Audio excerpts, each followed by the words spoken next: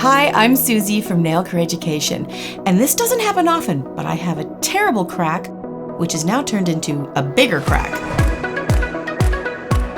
So I thought, what an excellent opportunity to show you how it gets that way and how we can fix it. Let's get started.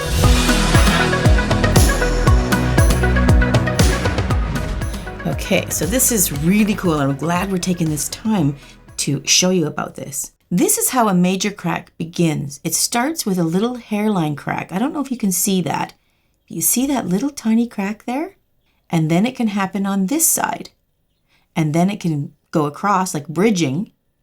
And it's got two choices of nails we'll do when it gets a little stressed like this. These are awfully long and longer than I normally wear them.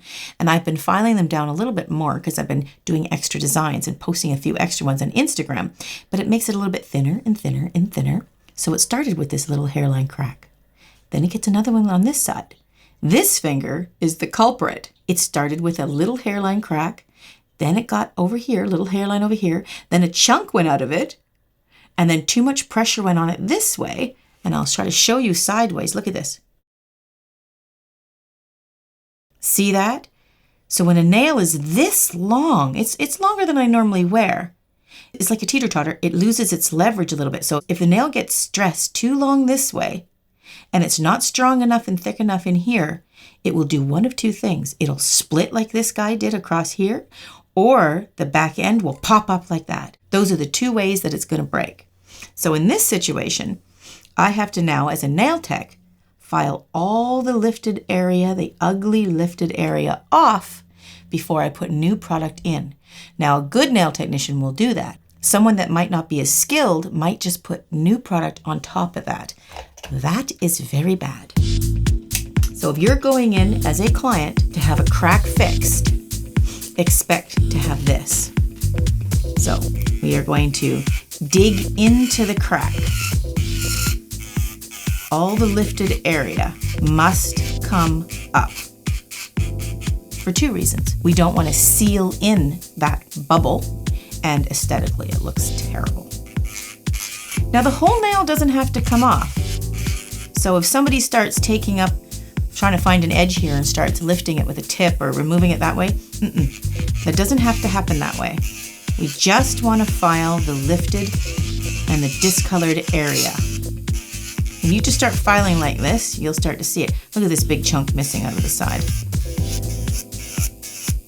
Now again, this is happening because it's too heavy on this end. Now you can glue it. If you get to the point where it's like really hurting somebody, put a little bit of glue on there before you get it worked on. Or if you're a nail tech, glue it if someone's really hurting. And then leave it for a couple of days too if it's a real problem. You don't want to hurt them. I'm going to go like this. You don't normally want to do that. You don't want to transfer oils from your finger, but I want to get rid of all the dust to show you specifically. So you can see this is lifted right in here. That's got to go. That would be so ugly if we just sealed that right in there. It can also cause a lot of problems. It can really turn ugly. See, look at that. Now, let me just check. The natural nail did not break. Sometimes it goes straight through to the natural nail. That, my friend, hurts. I did that once on myself. Okay. We're almost there.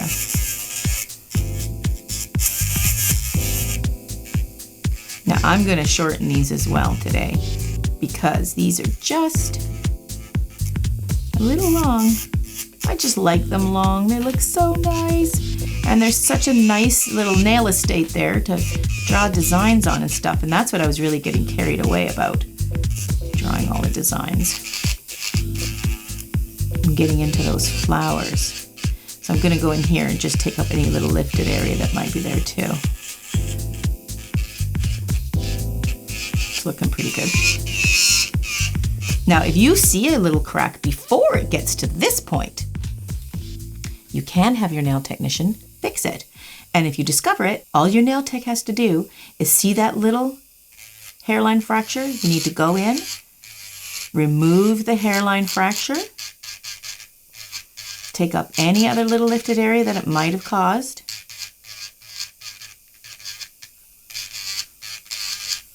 And once that hairline fracture is removed, you're good to go. You can put acrylic in there and make the stress area structurally sound, and you're good to go. I'm going to check this side, make sure that there's nothing there. I don't think there is, but okay. Yep, it looks pretty good. So I'm going to go back to this guy and just double check things. Now this looks a little bit. I don't know if I bruised it in there a little bit. Let me just see. Could be just discolored from all the colors that I think that's what it is. I've even using a lot of different colors.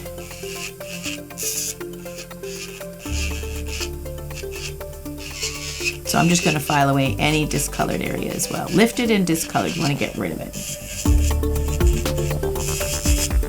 I'm not going to French this one again. I am just going to go over this with a plain color.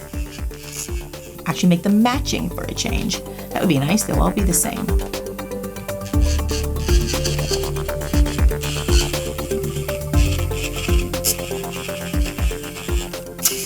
Okay, so nothing else is lifted, and that's the goal. Take away any lifted area.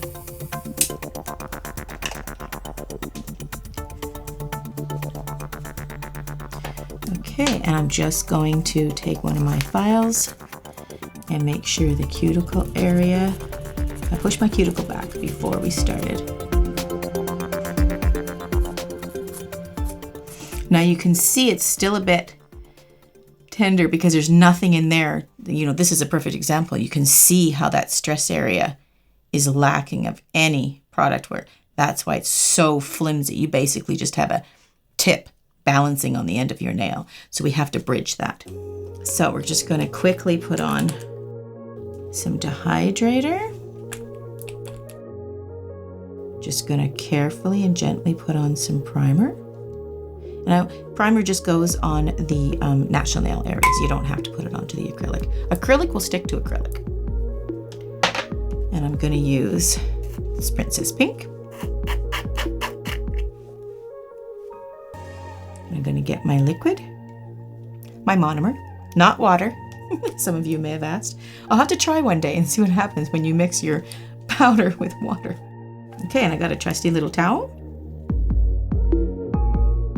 So I'm going to get my brush nice and saturated, and then I release a little bit on the side. I don't need that much because I'm just going to go for a smaller bead right now. Going into my powder.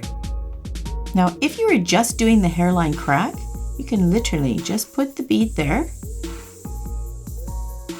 and just fill in where the area is that it was cracked that you took out. It's really quite as simple as that. And then smooth it out.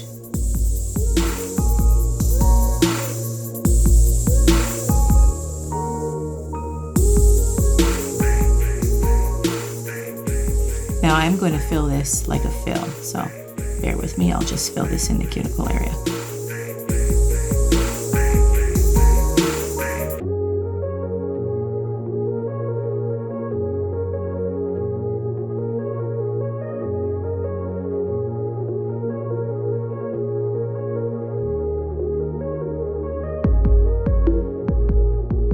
I will fill a nail for the client just to make sure it is super strong.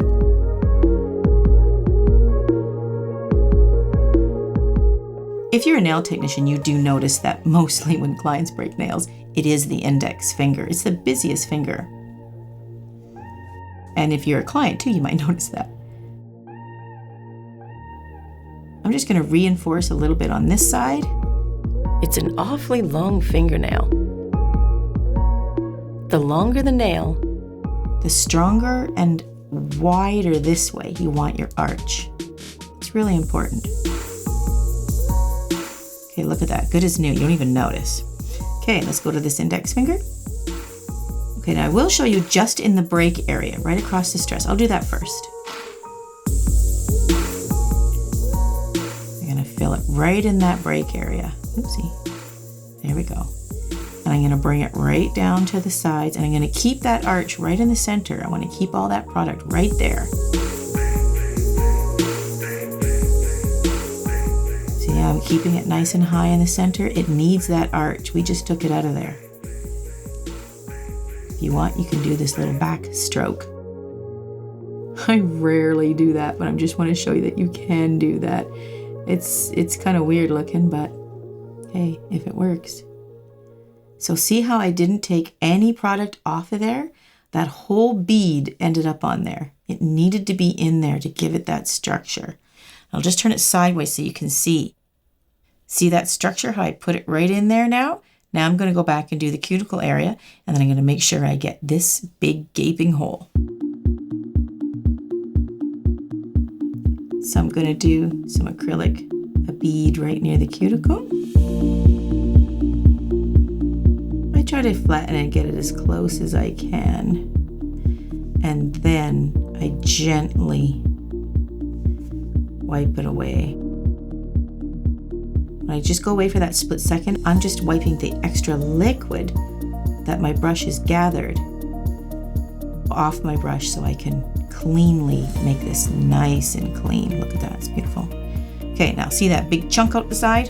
That big chunk?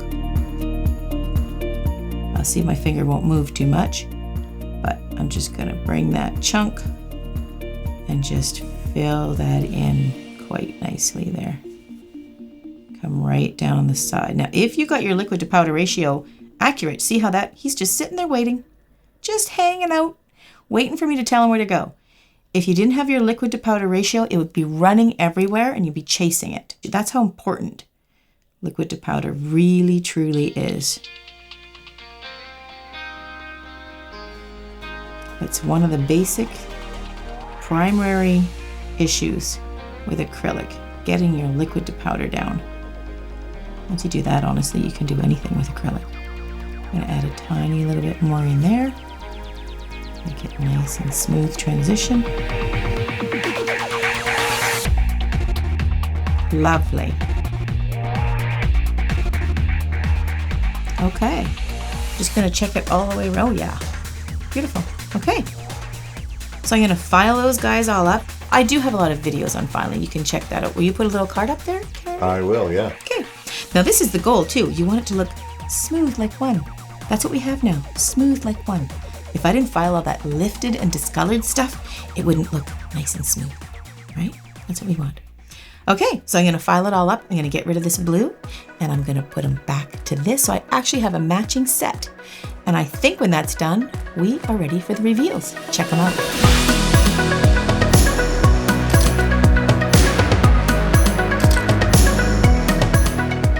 So there you have it, the completed hand after I fixed that terrible crack.